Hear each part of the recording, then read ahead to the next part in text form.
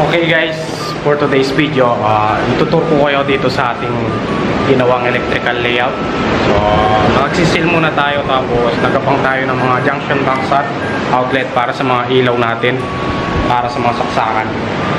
So, una, ipapakita ko muna sa inyo yung master bedroom. Yan, ito yung master bedroom guys. So, ito, meron tayong entrance. Ito yung pintuan niya. So, meron siyang switch dito. Tapos, pagtang baba, merong intercom.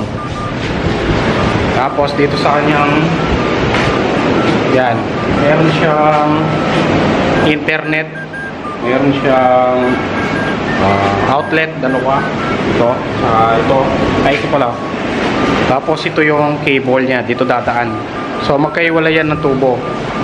Iwalay natin yung tubo ng cable at internet tsaka outlet. So dito rin dadaan yung mga CCTV natin, yung mga linya nila. So, tapos dito guys, meron din tayong outlet.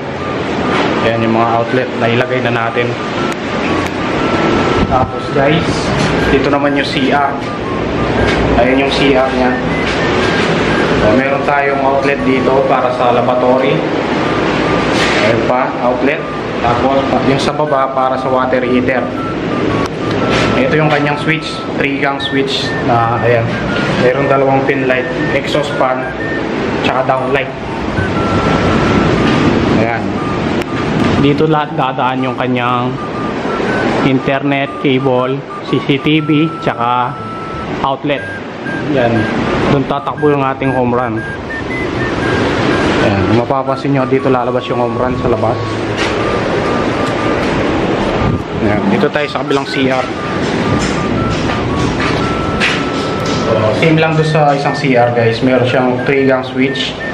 Tapos 2-gang outlet. Meron siyang water heater na saksakan. Tapos meron din pang lavatory.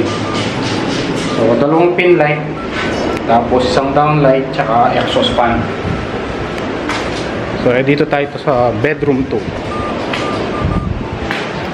Dito sa bedroom 2 guys. Ayan siya. Maliit lang siya. Ayan, meron siyang outlet din. Same sa master bedroom. Meron siyang internet tsaka cable. So, pag pinagkaiba lang nito, wala siyang CCTV na daanan dito. Ayan yung kanyang ilaw na layout. So, meron na tayong box dyan. Ayan, junction box. Tapos dito tayo sa sala. Ayan, kung nakikita ninyo guys na lagayan na natin ng junction box lahat. So dito sa sala meron siyang isang convenience outlet, cable, tsaka internet. Tapos dito naman guys meron siyang tatlong fake na switch. Yung switch na ito para sa dito sa terrace. Tapos yung switch dito naman para sa sala. Tsaka itong isa para sa LED sa TV. Yan guys. So, babalik na lang tayo siguro sa next year. Ito yung mga home run natin. Yan yung home run ng ating ginawa. So dito dadaan lahat yan. Dito yung ating panel board.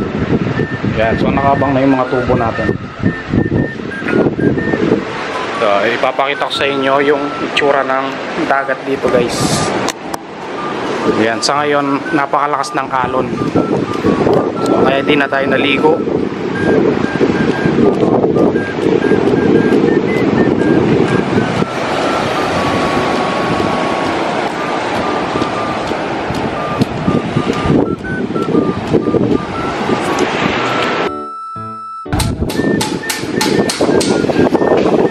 Tingin ka muna sa video natin. I-upload ko lang. Pangalan mo tayo. Tatay Victor.